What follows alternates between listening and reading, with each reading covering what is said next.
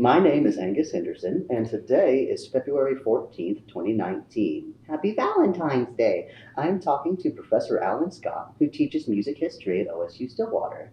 This interview is part of the OSU Diverse Sexuality and Gender Oral History Project, specifically focused on the LGBT history of OSU. So let's start at the beginning. Where are you from? Born and raised in Birmingham, Alabama. Oh, what was that like? Typical middle class. Okay, I'm going to have some sidetracks. When people learn that, when I tell people that I was born and raised in Birmingham, a lot of times they, did you know Bull Connor? Did you see the water cannon and the? No, I was born in 1960 when that was going on. I was not even in kindergarten, but it's really kind of interesting. I really liked it. We lived in a southern suburb, middle class upbringing. When I, was able to go out on my own, late high school, college. I liked the downtown area.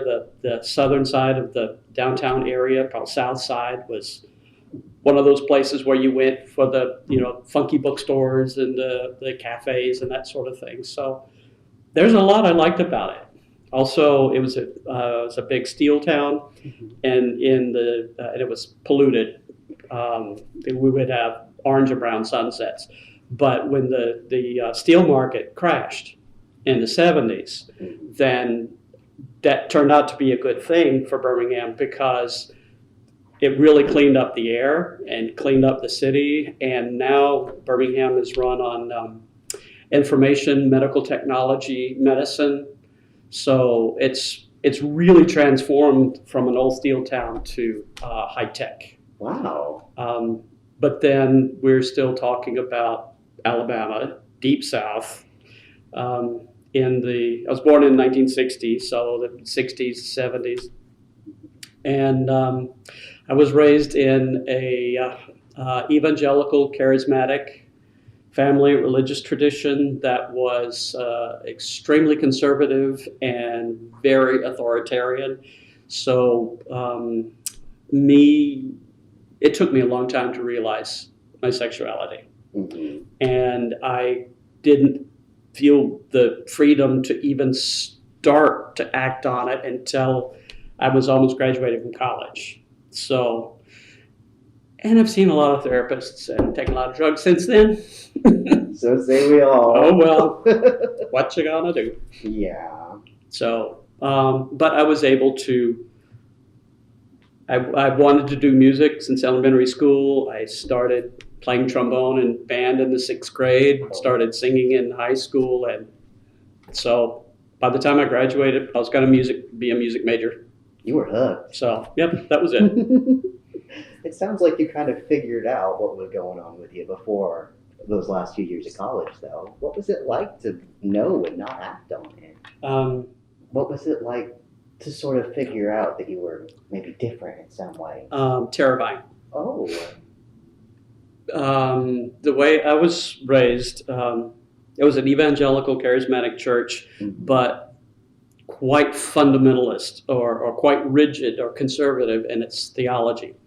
So I was raised with the idea that if you were gay and lesbian, you were born hanging over hell like a weenie.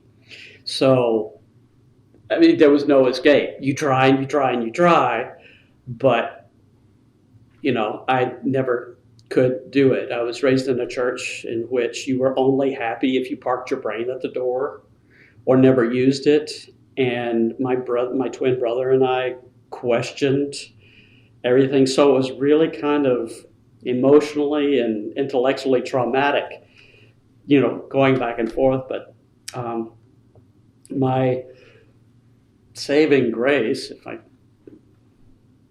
care to use slightly theological terminology, was that I was in music and theater all along. And that's where I got more acceptance there than I did at home. Wow. So when I was doing music outside of the church and when I was doing theater at school or outside of the church, that's where I started finding a world that I immediately gravitated toward. So there was an intellectual fascination with the performing arts.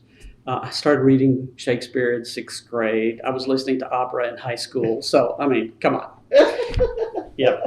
You knew what I was going to be doing, later on. So, and then I went to, I got my bachelor's degree at Samford University, which is a Southern Baptist university in Birmingham. Oh. But when the fundamentalists took over the Southern Baptist Convention, Samford started withdrawing. Oh. And so a few years ago, Samford refused the last remaining monetary tie with the Southern Baptist Convention. Oh. And so now they're completely separate. They're still Baptist, but they resisted the fundamentalist takeover. And I was in the music department, and we were attached to theater. So, I wasn't open when I was an undergraduate, but I was in the most liberal departments on just about any campus, anywhere. So Wow. that's where I found my safety. That's so cool. So, and it's the fine and performing arts, that the intellectual, the musical, and the social side. I mean, those are my kids. That's my club. Those are your people. And here, I'm in Oklahoma. I'll be honest, I don't particularly care for the state or the city, because I'm Democratic Socialist politically. I used to work for the Democratic Party until they became too conservative for me. So oh well. But again, my saving grace has been I've been in the School of Music, and a lot of my friends were theater faculty. So again, even though the state, the city, and the university as a whole, it's getting better, but as a whole are really conservative, I was in the School of Music. So yeah, I've always been able to find, the fine and performing arts has always been my safe haven, even in a really conservative place. I think So- it's that way for a lot of us. Yeah. That and the art building, which is across the street from your building. Of course, I've got some good friends in the art department, who are family. So Me too. yeah, I can't imagine. I know, shocker. Let's back up a little bit. You went straight from undergrad to See. being a full-fledged professor here at OSU. Oh, There's okay. something in the middle there, and Yeah, a that few includes things. you kind of figuring your stuff out. So what happened after undergraduate?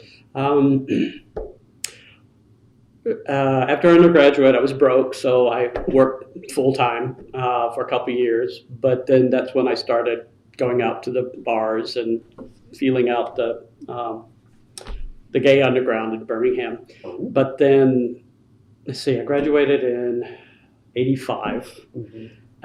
87, I started working on my master's in music at the University of Alabama. Oh. And so that's when I really started to find people, find friends. I found a community of gay men and women.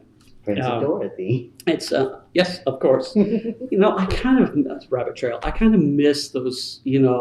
Does he sing in my choir, or does he bat from my tape? Oh, I detect a hint of mint. I mean, some of those old Friends of Dorothy. Mhm. I love them.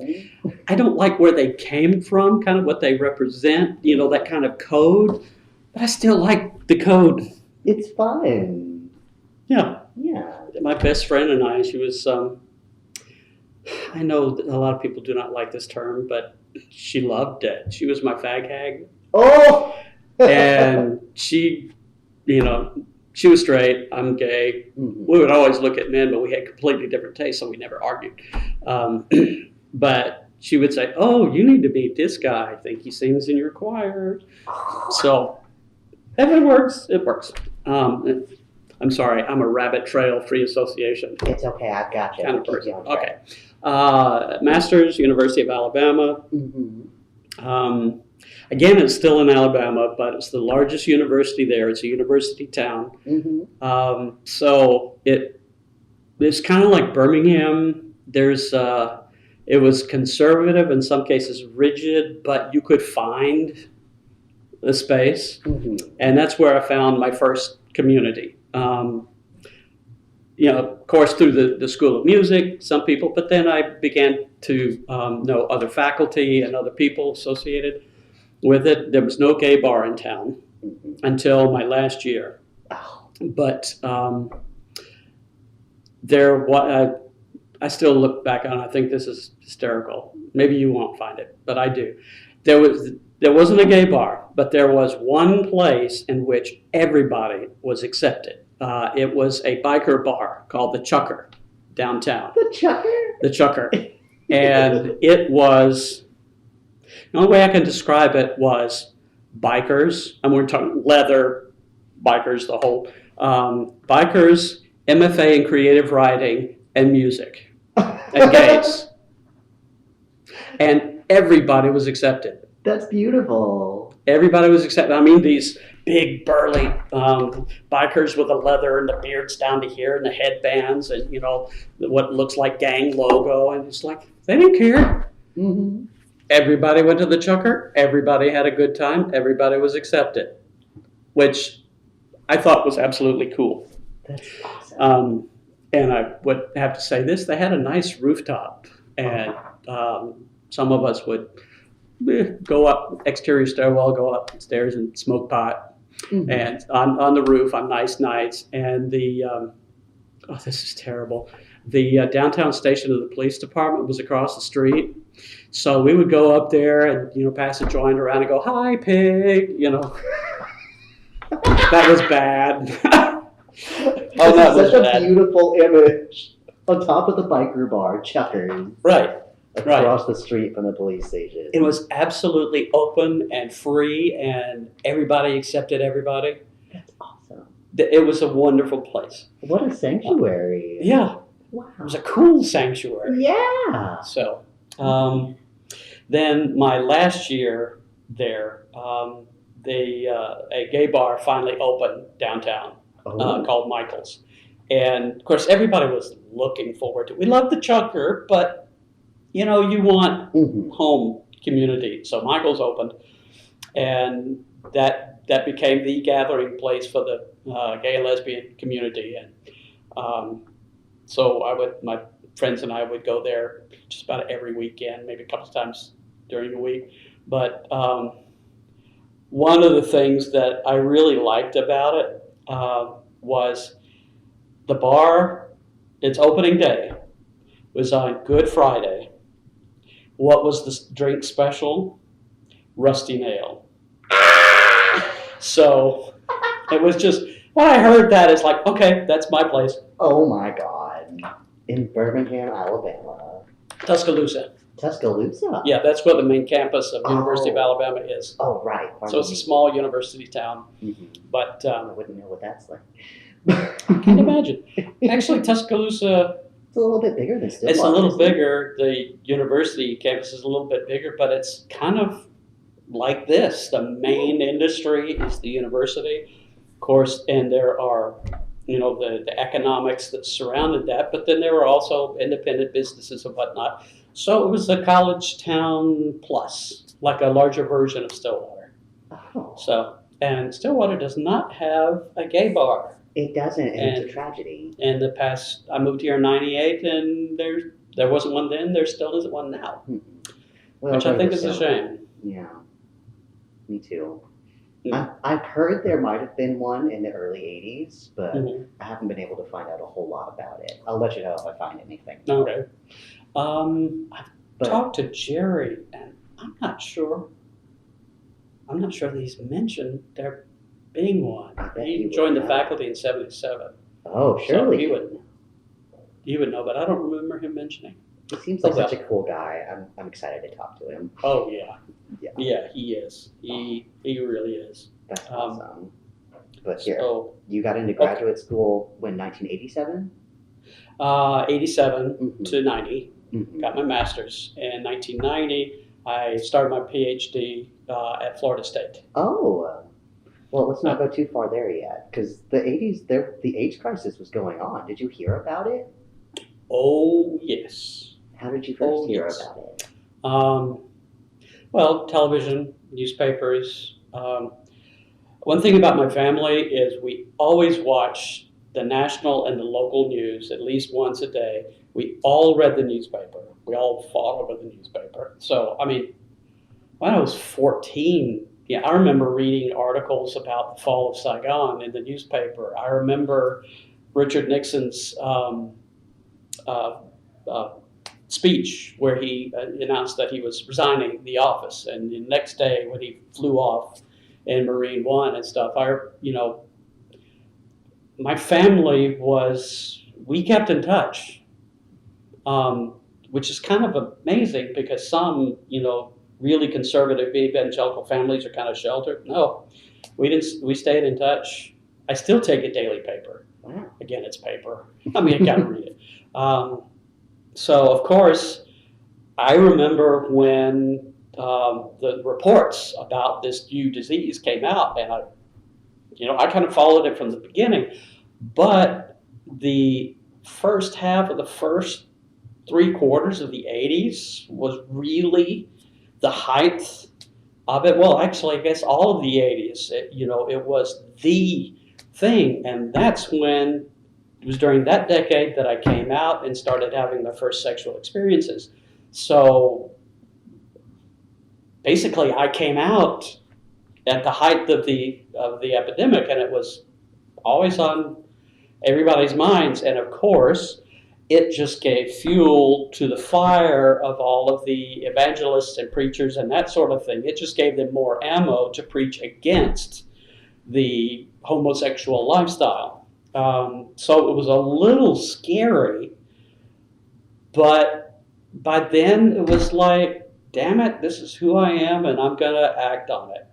So I don't think it was really something special. But I look back on it and said, okay, I came out at the height of the epidemic, and must have done something right because I've always been fine. Of course, got myself checked, regularly. By the time I got to Florida State in 1990, there was free anonymous testing through the public health department. Wow. And right after I got to Florida State in 1990, I started classes and then became a volunteer for the local AIDS service organization. So the AIDS crisis and how my fundamentalist upbringing really kind of pushed me towards activism. So. Wow, I bet so. That's a lot Yeah. going on right when you came out. Yeah, it was interesting. It was. I mean, I had a lot of fun, and there were some scary moments, but that's when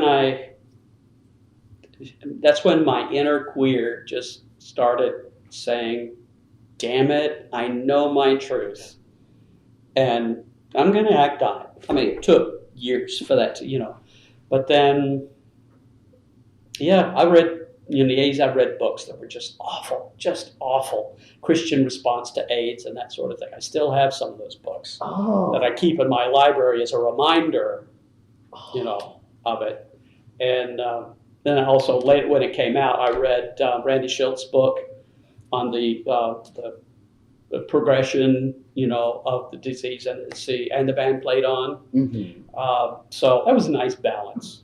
Like I said, I still have some of these really nasty Christian publications that I keep. Maybe I want to go back and, figure out what actually they were saying, or if somebody wants to use it for research or something like that. But it's kind of a reminder. Yes, I know. Yes, I will loan you my copies. Thank you. So, boy, I told you I like rabbit trails. Oh, no, we're doing great. But when I got to Florida State, fall of 90, started my PhD, loved Florida State. Yeah. Loved it. The College of Music. I loved the town. I had a great experience there. And completely open.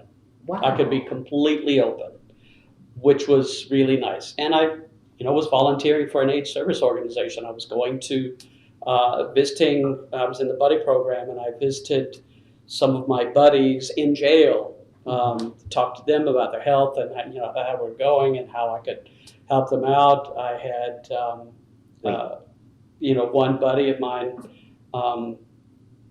for I've forgotten how long he was my buddy. He and his partner were my buddy, and he passed away right at the end of the fall term. I think my second fall there. And his partner was absolutely inconsolable, and I did a lot of things to help her. And I talked to one of my professors for a graduate seminar, and I just, asked him, I've been volunteering. My buddy just passed away last week, and his partner needs a lot of help. Could I please have an extension on my paper? I could do it over the break. And he said, sure, no problem. Oh, So it was that kind of an atmosphere. that's awesome. So, which is cool. I could be absolutely open. I just thought of this, but it's kind of a neat trajectory.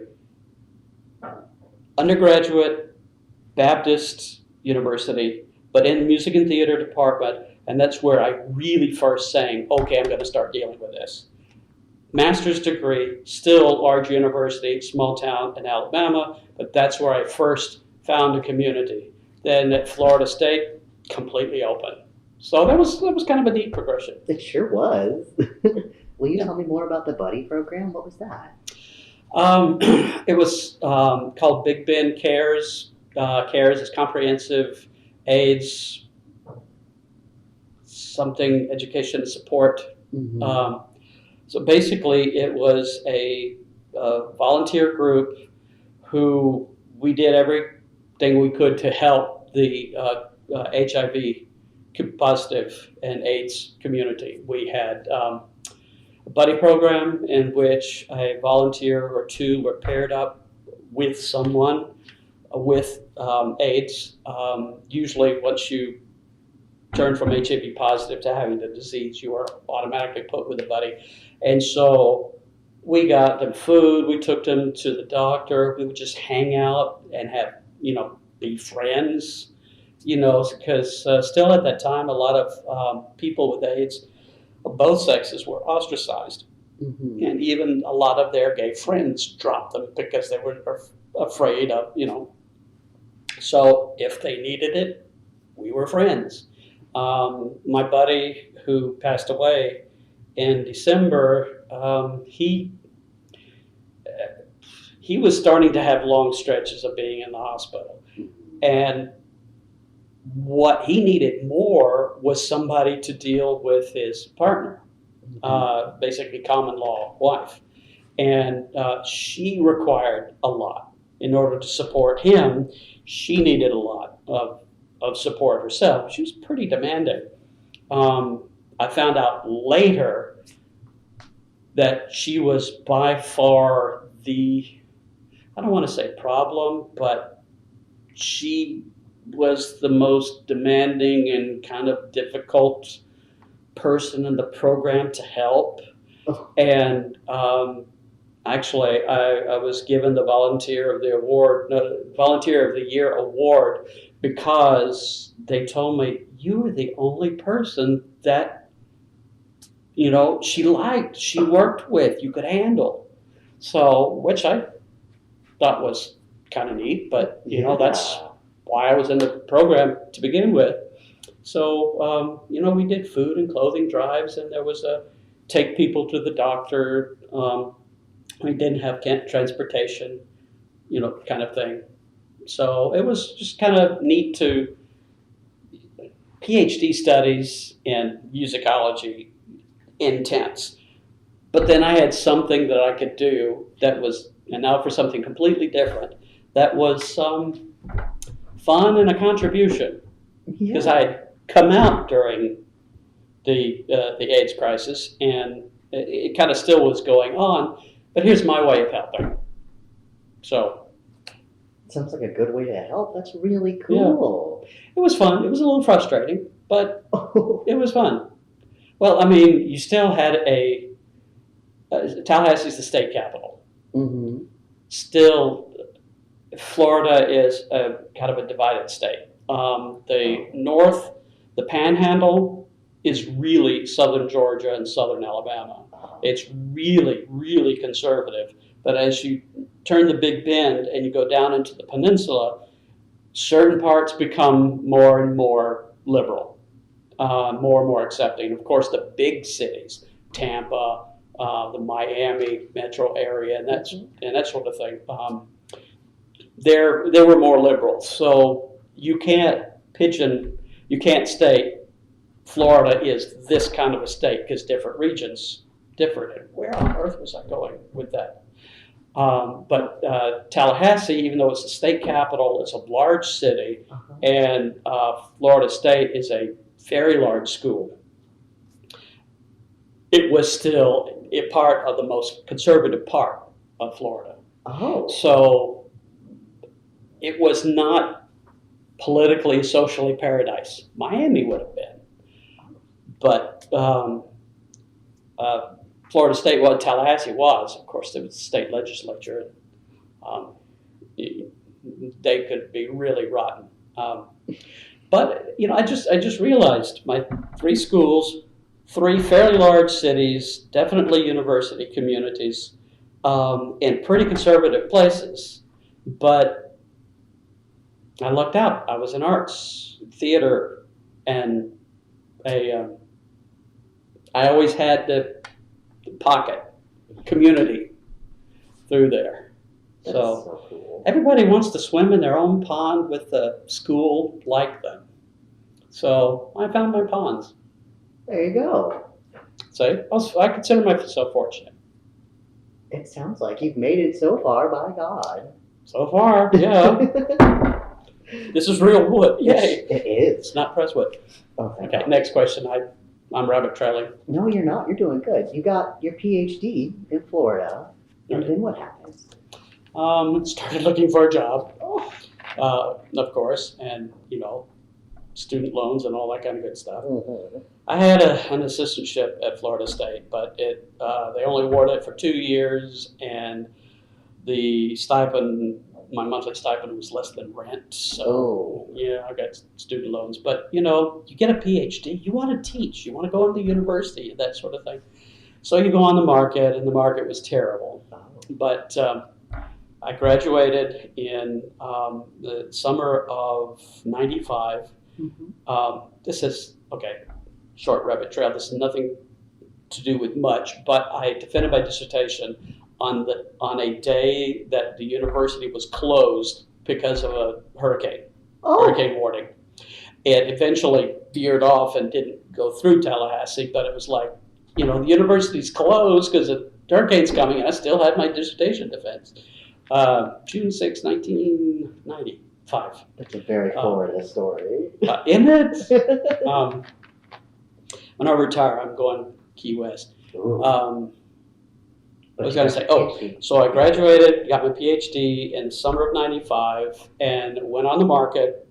And but then, I didn't go 2 months away and get a job. So I knew I was going to have to be somewhere and keep sending out applications. Well, I got a job almost immediately with the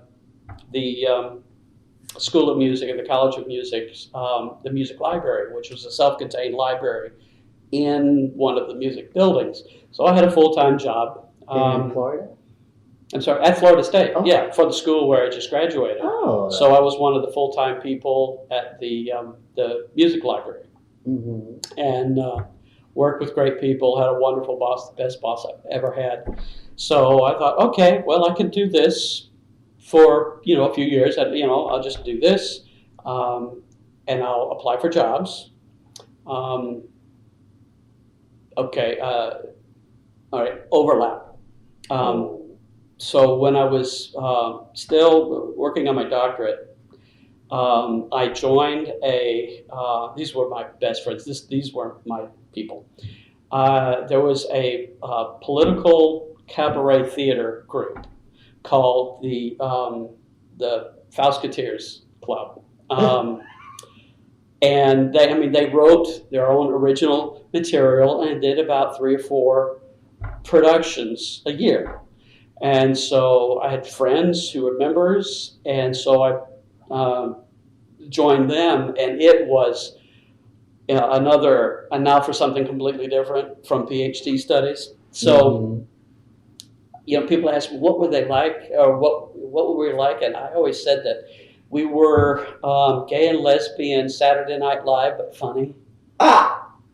So basically it was just a community theater group of gays, lesbians, bisexuals, weird, and we just, we wrote our own sketches. We would write our own parodies of songs and rehearse it, and then put on shows for sellout audiences. And we were called the Mickey Faust. It was the Fausketeers Club, and Mickey Faust was the main character. Oh my gosh, I've forgotten Terry.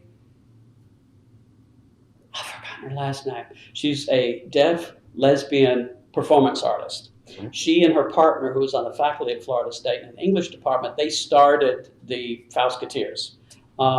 Terry earlier started a similar cabaret kind of group in Austin, Texas, when they were at the University of Texas. God, I can't remember Terry's name. Oh, it'll come to you. It's 3:00 this morning. Yes. Yeah, I'll call you. Just email it to I'll just call you. Yeah. Well. So anyway, so I joined that group, and it absolutely fun, absolutely hysterical. They were the major fish in my pond, and all the shows. We had a big following in town. All the shows were pretty much sold out. Wow. We would do like 3 performances on 2 weekends back to back, and then 3 months later do a brand new show. But I had some success. It was fun. If you're really nice, I might show you my photo scrapbook of all the, and it soon became, it's not a Faust show without Alan in a dress. So every show I was in drag for at least one character. That's beautiful. We did this parody of a radio play called Jake Ratchet Short Detective, and I was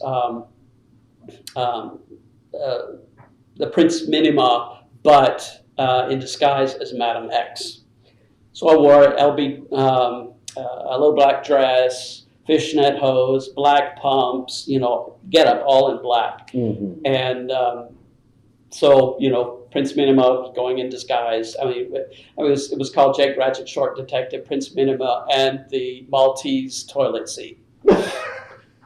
So, and it was just like an ongoing series. Oh. And I like this story. This is way off of an intellectual, go on.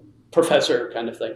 But there's, I got a lot of stories from this, but there's one time that we were doing Jake Ratchet, and a friend of mine, B.M. Lummox, was shot and killed. So the character playing him, collapsed on the floor and then rolled off the stage and landed on the floor in front of the stage. The stage was only about that high. Oh, good. And the end of the stage was here. The front row was like here. It was really intimate kind of theater. Oh, so he rolled off and hit the floor, and he was just basically lying there under the knees of the front row of the audience. Of course, he had to just lay there and be dead.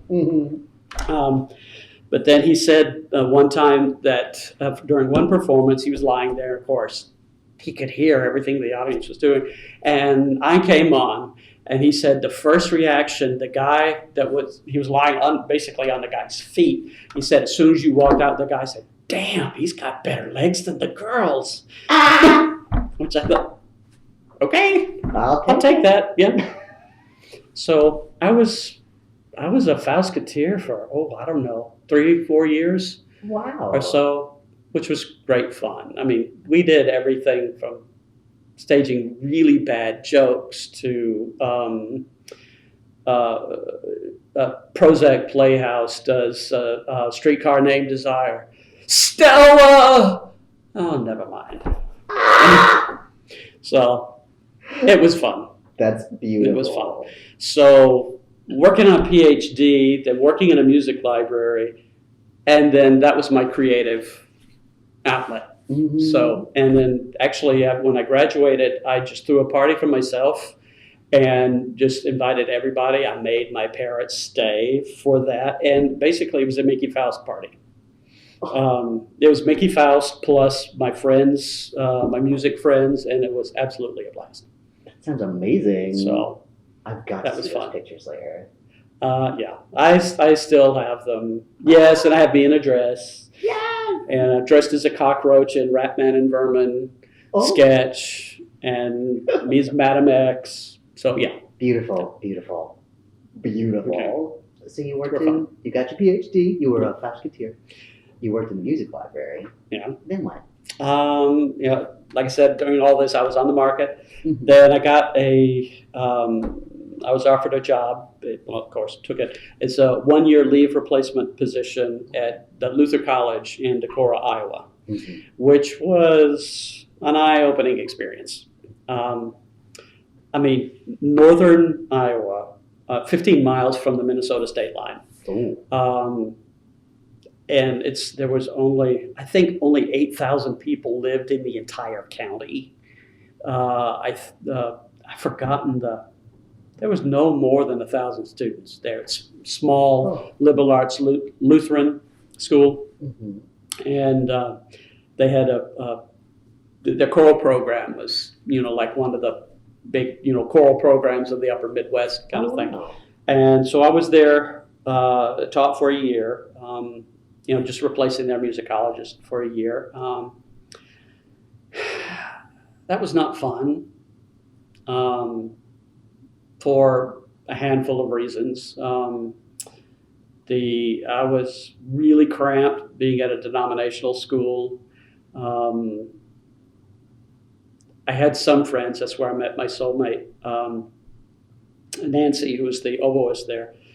But I was coming off of a PhD, and I was going to a bachelor's degree only school. Oh. So I had been living for a while at this level of discourse, mm-hmm. and it took a long time for me to realize that they were here.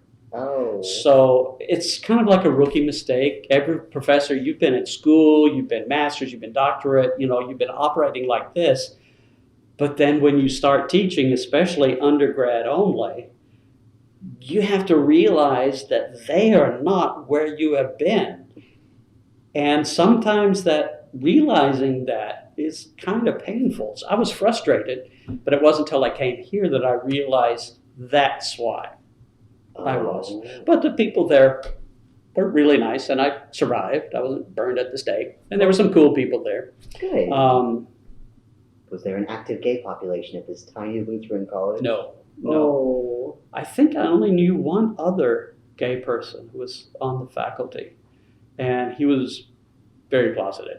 Oh. So the ELCA, they're Evangelical Lutheran Church in America, were, they were cool, but not embracing really. Kind of thing. So, but of course, while I was there, it was a 1-year position. I kept applying for more jobs. Didn't get a job at the end of that. So I was okay. I'm not going to stay here. Where am I going to go? Minneapolis. Oh. So I just moved north and found a couple of jobs there. And oh my gosh, I love Minneapolis. Really? I adore it. It's liberal, fun, artistic, huge gay population. Wow. It was, if I could, I'd move back there in a heartbeat. Oh, wow. So it was absolutely the most fun city I've ever lived in. I had no idea. Huge gay population. I mean, their area, like Loring Park, is practically gay and lesbian. Period. It's a neighborhood. I mean, everything is gay and lesbian there, or gay and lesbian friendly in the Loring Park area. You would see cabaret theater at the Bryant Lake Bowl, huge bookstores, and I very quickly fell. Actually, as soon as I moved there, I met a gay man who was a Luther College graduate. Mm-hmm. And through him, he sang in the Gregorian Singers, which was like a semi-professional chamber choir. And our home was the Episcopal Cathedral of St. Mark. Oh, cool. On the edge of Loring Park. Mm-hmm. So I sang, when I was in Minneapolis, I sang there in that group, which was absolutely wonderful. Oh. Singing Renaissance music in a neo-Gothic all-stone church. Oh, man, lovely. Oh, man. And some friends of mine and we formed our own chant group. And so apart from what we did with the Gregs, then we went around and sang Gregorian chant for some high Anglican liturgies. Wow. So, which was absolutely wonderful. I mean, this is another, raised charismatic, master's degree was confirmed Episcopalian. Mm-hmm. Because the Episcopal Chapel at the University of Alabama was really cool, really liberal, and a lot of my gay friends from the School of Music, we participated, we were in the choir, whatever. So I continued to be Episcopalian, sang with the Gregs, Episcopal Cathedral, and but then I loved the high Anglican liturgy. Catholic too, but especially Anglican, bells and smells. Bells and smells. Bells and smells. With the Sanctus bells and the incense. Mm-hmm. A friend of mine used to say, you've had church when the altar looks like a third-degree smog alert in Los Angeles after the service. So yeah, incense, everything. It's not nailed down. So I love high liturgy, especially when it's chanted. That's so cool. So that's, I had a job when I was in Minneapolis. I had a job at a really high church, Mm-hmm. Episcopal church. I was one of the paid section leaders for the choir. And we did chant liturgies, and we blew smoke all the time. It was great. That's amazing. Okay, can I have a little rabbit trail? Of course. It reminds me of the old joke about Tallulah Bankhead. The story is one time she was visiting a friend in New York, and her friend wanted to go to Mass at, I think it's St. Mary's, which is a really high Episcopal church there in New York. So she wanted to go, and Tallulah said, okay, I'll go with you. And so they're sitting in the church, beginning of the service. Tallulah was sitting at the end of the pew next to the aisle. Mm-hmm. So you have the processional, the opening hymn, and you have the processional down the middle of the priest and the thurifer, the incense, and that sort of thing. And the story is that once the thurifer got to where she was, Tallulah Bankhead turned around and said, honey, love the dress, but your purse is on fire. Tallulah, love her. That's beautiful. So, I love it too. When we last left our hero, you were in Minneapolis, which sounds like a really cool place. Oh, yeah. Minneapolis, St. Paul, the Sin Twitties, some people call it. Instead of the Twin Cities, the Sin Twitties. I like that. But huge. A lot of suburbs and stuff. And it was just, do about almost anything you want. Big gay bar downstairs is like 4 floors. Wow. Has like 3 or 4 different bars in it, so it was just cool. If you like film, you could go to foreign film festivals, black and white film festivals. I mean, there's theater, professional theater, community theater. There are like a handful of orchestras. And there's the Minnesota Opera, Minnesota Orchestra, St. Paul Chamber Orchestra. Wow. I mean, it's an artsy, I can't say town, city. No wonder there's a big gay community. That's all the stuff we like. Of course, of course. So for example, on my birthday, when I was living there that year, I just treated myself. The Minnesota Orchestra was performing the Bruckner Fifth Symphony. And I just went, and Calgon Take Me Away. I was in heaven. And then right across the street from the concert hall was my favorite pub. It's called Britt's Pub. Ooh. And my friends from the Gregorian Singers, after rehearsal or stuff, we'd, go down there and, drink scotch and eat scotch eggs and whatever and smoke like chimneys.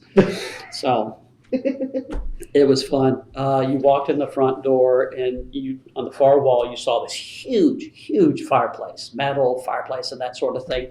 And from the mantle to the ceiling was a big, huge painting of Queen Elizabeth.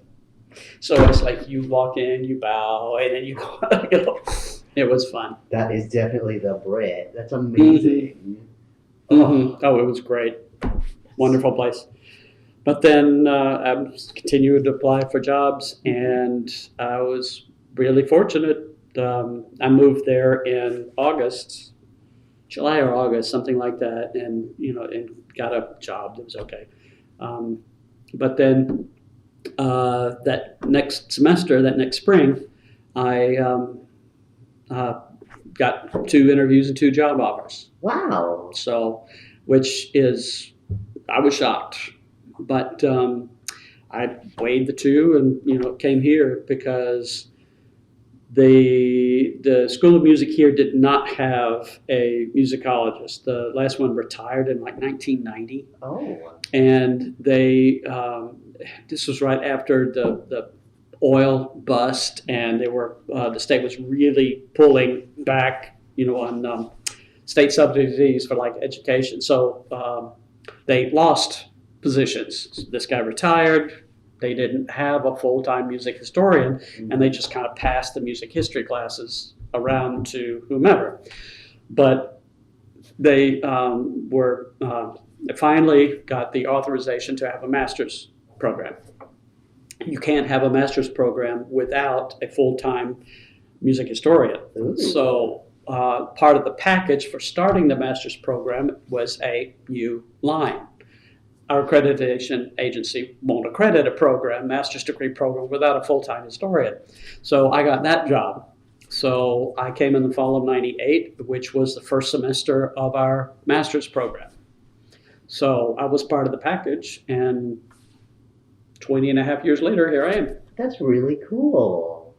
So, starting here, it was already an established school, but the department was pretty small, but coming at the ground floor of the first master's graduate program in music, and, being part of it, started and going on from the ground up was really kind of fun. Yeah, that sounds super cool. I would love to get to do that. What did you think of Stillwater when you first got here? Can I be honest? I would love that. Disappointed. Oh. Really disappointed. Okay. Really out gay man. Mm-hmm. Moved here from Minneapolis, St. Paul. Mm-hmm. And I would choose the city over the country, hands down, any day of the week. So moving from this huge metropolis of I don't know how many million people in the greater area, and then moving down to Stillwater was a culture shock. I didn't care for it at all. And I'm a social democratic socialist. Mm-hmm. I'm pretty far left, and I came down here, and sometimes I thought, if somebody asked me where was my wife or what church I went to one more time, I'm going to go postal. I should have expected it being born and raised in Alabama, but I had been kind of outside of that world for long enough and far enough outside that world that it kind of slammed me back home kind of thing. And for a long time, I hated Stillwater and Oklahoma. I still don't like it. I really don't like the state. But then, this is a Republican state and that sort of thing. And I work for the Democratic Party in Florida, and now I'm a Democratic Socialist. So, yeah, people say, why don't you like Stillwater? Why don't you like Oklahoma? It's like, okay, gay, liberal, atheist who can't stand children. Does that tell you anything? It's so succinct. Yeah. So, but okay. I mean, it's all right. I've got friends. I've got colleagues. I got my own little hood. I've got a house that I like. It's kind of a tract house, ranch kind of thing, but I've got the largest backyard in the neighborhood. And so I've been my hobby is completely re-landscaping, planting gardens and that sort of thing. Last year I took the course to be a master gardener. So that's my Calgon take me away time. I think at work, I come home and I plant and hang out with my cats. So it's not that I don't think at home, but that's where I read for pleasure and re-landscaping the backyard and, planting and, actually just was it last night? I sat on my sofa for about an hour looking through the latest Bustani plant farm catalog and circulating with it. So it's a dangerous hobby. I know. Let's see, food or bulbs? Food or bulbs? Just start growing ornamental, edible things. But let's back up a little bit. Okay. So you got here when, 1998? Yeah, fall of 98, August of 98. Was there sort of a community of gay and lesbian people that you could integrate into? No. Oh. No. The only gay person I knew was Jerry Frank. Oh.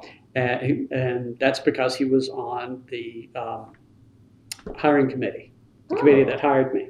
And so I saw him, all day during the interview, and then he drove me back to the airport that night to catch my flight back to Minneapolis. And we knew about each other. And so, he was my first friend. He was my first gay friend. He taught me about, the Stillwater and the history of OSU and what it's like being a gay man and what the politics and has been the history of, because he came in 1970. He joined the faculty in 1977. Mm-hmm. So he started kind of giving me the history of gay and lesbian life at OSU and that sort of thing. So just through him, I became, kind of began to realize on the gay side of where I was. He told me on the drive back to the airport, he's, we came out to each other, and he said, well, I knew you were family when, for lunch that day, it was raining, my interview day, and so we were going to the Hideaway for lunch, the committee and me, and one of the members of the committee, she had we were all, looking for umbrellas and whatnot, and she had a just wildly colorful umbrella. I think it was polka dots, but it's just color everywhere. And she, we were fixing to leave, and she pops that thing up, and I just said, "My, how festive!" And she said, "Why, thank you." And Jerry looked at me and like, and you. So, well, but then the lady with the umbrella, she's cool too. She's a good friend of mine. Oh, that's awesome. So, but okay, so at some point, August of 98, first semester here I am. Mm-hmm. At some point you joined Equal. Was that the first kind of LGBT organization that you joined here? You Um, were so politically active before. Was there other stuff you did in Oklahoma? no, well, back up for a second. Forgot this when I was in Tallahassee working my Mhm. doctorate, or when I was working before looking for a job. I was part of a gay and lesbian community group, and we founded a gay and lesbian newspaper for the city. Wow. So I was one of the first founding editors of that newspaper. I think it's still going on. You know, of course, it's changed a lot, but I remember we had a big party at a gay bar when the first issue came out and whatnot. So I'd been kind of doing things like that, you know, at Florida State. I came here. Actually, Jen Mackin and I founded Equal. Oh, wow. I can't remember, was this 2008, I think, 8-ish? Jen Mackin, a good friend of mine, was a staff member Mm-hmm. in, her office was changed, rearranged somehow. I can't remember what her title or what the name of the office was, but it was like women's studies, student affairs. You know, it's the Office of Multicultural Affairs. You know, Yeah. for the college. And you know, I can't remember the exact title. And so Jen and I, you know, became friends, and then we both were talking one day, and we thought, you know, there's no gay and lesbian faculty staff organization. We knew that there was what is now known as SODA Mhm. for the no, Oh, it it's was not- SODA. It's Yeah. now OSQ&A. Yep. Okay, it was SODA back then, and then This was 2008. ish, Okay. Go yeah, something like that. I'm getting old. You know, I always tell rabbit trail. I always tell my students, look, I'm a historian. If you're dead, I remember your name. If you're still alive, kind of. So dates, recent dates, you know, 17th century dates, I'm fine.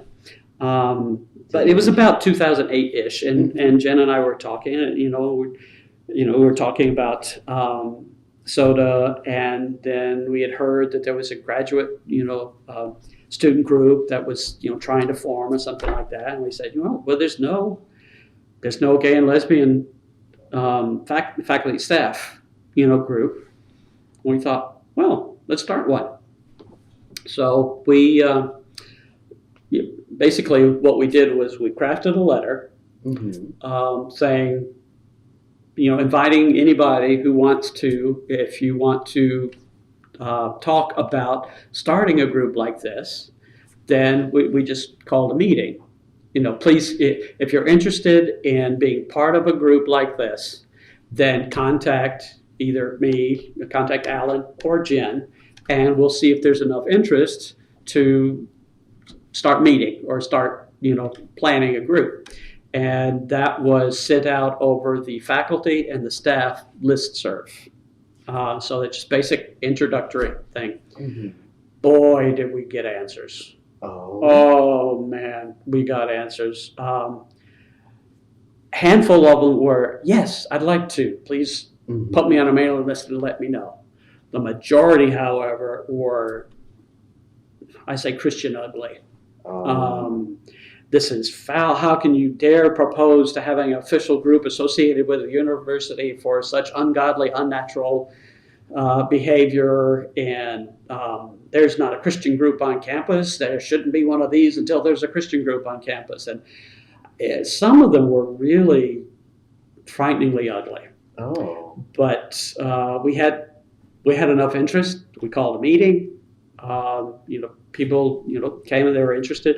Some people said, yes, I really want to be part of a group like this. Mm-hmm. Others said, I came to this meeting because I'm interested, but I can't be part of it because my department or my academic unit is so homophobic that if they found out I was gay or lesbian, I think they'd fire me. In 2008? Yeah. You'd think we'd be past that by now. You would think. That's terrible. You would think. And so they came to the first meeting and said, I love what you want to do, but I just can't do it. I can't be publicly associated with a group like that. Oh, man. That was more than one person that was saying that. And that's when I found out that there are some academic units on campus that if you're gay or lesbian or even bi, you don't dare come out, staff or students. Graduate students have told me in this academic unit, you don't dare come out because the atmosphere of the whole academic unit is phobic. So when Jen and I, first proposed, hey, we want to do this, that's when we started hearing stories about, other places. But to make a long story short, there was enough interest. Jen and I basically made an email list of the people who expressed interest. And so we planned another meeting to say, okay, what kind of organization do we want? And then out of that meeting came a subgroup of people who said, okay, well, let's write a bylaws. And so we did, and we kind of got our first group of officers together, and away we went. It was kind of slow to get started, and it wasn't a powerhouse then, and it's not really a powerhouse now, but it's alive, still going. There was a function last night. Now, when Jen and I started this, we really felt like there was a need for it because of the political atmosphere in the state and kinda, therefore, the town. There was no official recognition of sexual orientation or gender identity. So sexual orientation or gender identity were not part of the university's non-discrimination clause. They weren't even mentioned in personnel issues and that sort of thing. So one of the reasons why we felt a group was needed was in part political. We wanted to create a community. We wanted to help the university, but we also felt like, okay, we need a voice in what's going on. So that's why we started the group, founded the group, and started having officers, started having meetings, that sort of thing. Then I went on a Fulbright to teach in Poland in 2010, 2011, and then I took a sabbatical a couple of years later, and so I kind of was out of touch a little bit because I got really, really busy. And then I came back, became more of an active participant in the group. But by the time I started doing that, came back about 3 or 4 years ago, sexual orientation and gender identity had been added to the non-discrimination clauses. When we got civil partnership and then equal marriage, the personnel, office employment, payroll, that sort of thing, they changed all their policies to make it in line with that.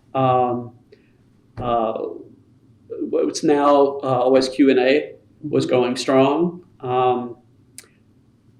And so actually I was thinking by then Jen had gotten another job in Colorado and she had moved on, but the group is still going. And then a few years ago when I decided, okay, I need to become more active again. And I was thinking, who are we now? I know why we started, but there's no there's no need in a sense to be political because all of the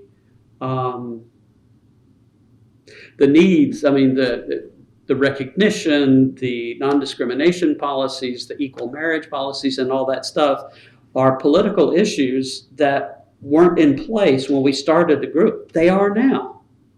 So I feel like the group, and I started asking questions a few years ago, okay, who are we?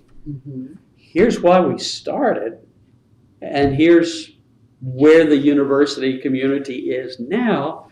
So who are we? What do we represent? What do we do? Do we have a new mission? Should we shift? Kind of thing. And those questions haven't really been answered. I mean, the group now is doing new things and that sort of thing, and making ourselves known more to incoming faculty and staff. I mean, I'd say, okay, we need to let people know that we are here. So we started doing some outreach like that, and then Jason Kirksey's office, a few years ago, I think I was vice chair then, wanted to gather the faculty and staff interest groups, like the Black Faculty Council, the Asian American Faculty Council, that, groups like there are about 6, interest groups like that. So what he did was proposed, and we accepted, to put those groups under the same umbrella of his office, which meant that he would give these groups funding, would give us funding. He would pay for the costs of creating like flyers, handouts, packets, and that sort of thing. They started contributing money, a certain amount each year, to make sure that they had operation money or help us with setting up scholarship funds and that sort of thing. So now that Equal is now part of Dr. Kirksey's Office of Multicultural Affairs, then that has given the group stability. And Dr. Kirksey has been absolutely wonderful. Tell me what you need and I'll get it for you. So Equal has gone from this startup group of people who just wanted to get together and wanted to help, in some way solve things going on. It's now an official, recognized group with stability, with funding, we're an official part of the university structure now. That's so cool. So it took about 10 years. Maybe a little less than 10 years from when Jan Mack and I first sent out that email and got some nasty responses to where we are now. Wow. Which I think is cool. That's really neat. Literally the next question on my list is, how have things changed since you began this group? But you just explained it, really. Yeah. I mean, I'm not going to say that being gay and lesbian or transgender or bisexual on campus, it's not all sweetness and light, as you well know.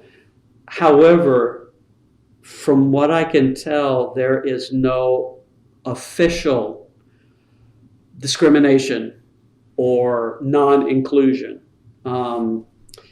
The past chair a few years ago started a campaign, when he was part of Equal, to make sure that there were gender-neutral restrooms on campus. Restaurants.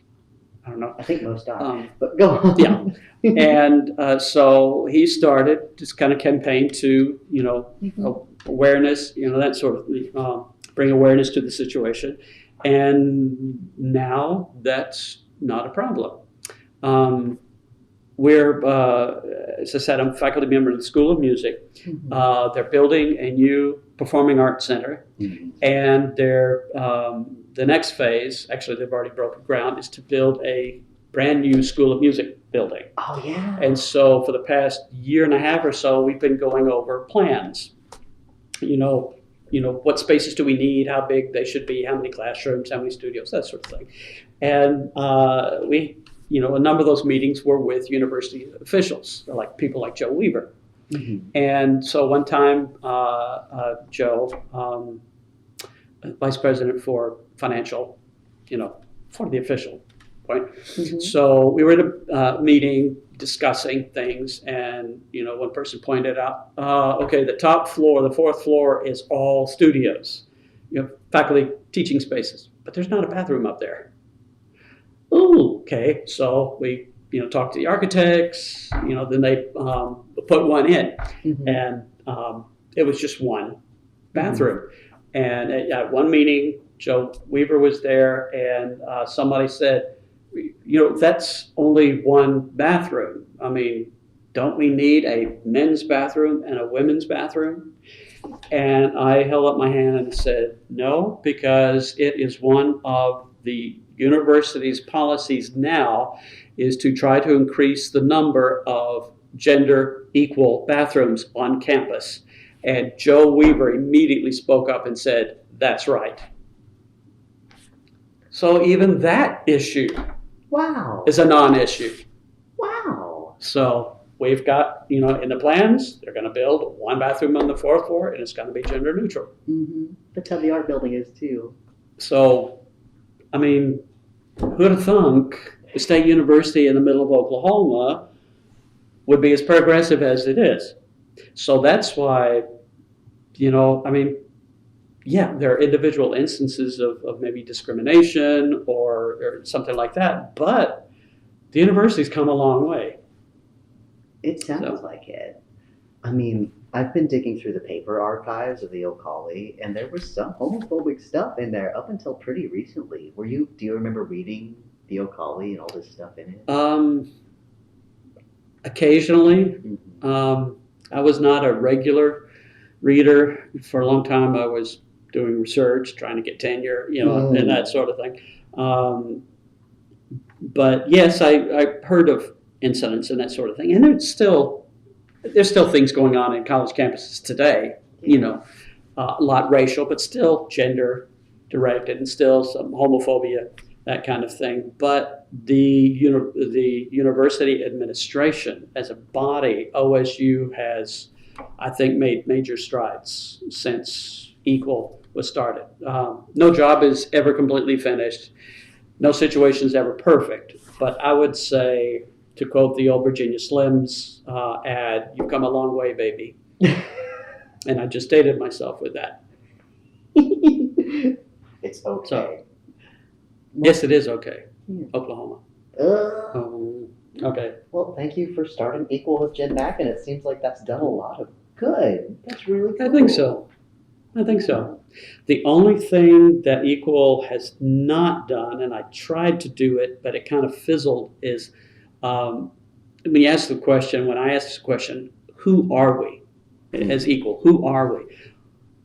Just one thing I can think of that I think we start needing is to be a resource to the university on LGBTQ issues. Mm-hmm. I tried to start a speakers bureau, just a group of people who volunteer to say if any professor on campus is teaching a class and they want to include LGBTQ perspectives, mm-hmm. then they could contact Equal and say, we would, here's this class, we're discussing these issues, could I have a guest speaker from you guys? And then Equal will say, okay, we got somebody, who specializes or does that sort of thing, put in touch. You could, I put out a call for anyone interested in being part of a speakers bureau, and I got one response. Oh. And I could never get any others, but that's something I still would like to see. Because when I was at Luther College for that year, there wasn't even a student group, much less a faculty staff group. But I was gay. I was openly gay, and everybody was cool, or they shut up. But there were several times when that professors asked me to, we're going to have this debate in next week's class, my sociology class on things. Would you come and talk to us, or would you come and give the gay and lesbian perspective on this issue? And it kind of became like a classroom debate. One time there was a group of students who were interested in these issues, not sure they wanted to form a club or anything, but they asked several faculty and staff to come to a meeting and tell our stories. Uh-huh. So I did that. So I don't know whether that's kept up. I was only there for a year, but I think it would be really nice for there to be on campus here a pool of LGBTQ faculty and staff people who are willing to go to a class, tell their story, explain what some of the present positions are of things like that and whatnot. I hope that still can occur. I hope so too. That sounds like a really good idea. I really like it. I like the idea of LGBTQ people being a resource for the whole university. Yeah. So in a sociology class or a feminist history and theory class or psychology or whatever, or American history class, to have some gay and lesbian people on campus to come and be a part of it, share their experiences, guest lecture or whatnot. I think it's a wonderful idea. So I hope it does develop. I hope so too. You'll have to keep me in the loop on this, because wherever I end up teaching, ideally, I would like to do that sort of thing too. Mm-hmm. So we'll see how that turns out in the next, I guess, 20 years. But yeah, I think it's fun. The few times that I did it at Luther College, I thought it was great fun, and the students and the faculty were really appreciative. So I think that's a valuable resource for any educational institution, especially one as large as this. Yeah. Would you want to just do it at OSU, or would you spread out maybe to the high school? Because they have a really active gay club now too. SGA? Yeah. Is that? Yeah, I've heard about that. So why not? You know, if local schools know that we have a speakers bureau, then sure. Yeah. I think it's a good idea. But the last time I put out feelers, there wasn't really any interest. I got one person emailed me interested, and no one else. So maybe the time wasn't quite right. Yeah. Maybe it's time to put out a call again. Maybe so. I would do it, but I'm leaving in a few months, so I'm not going to be a whole lot of help.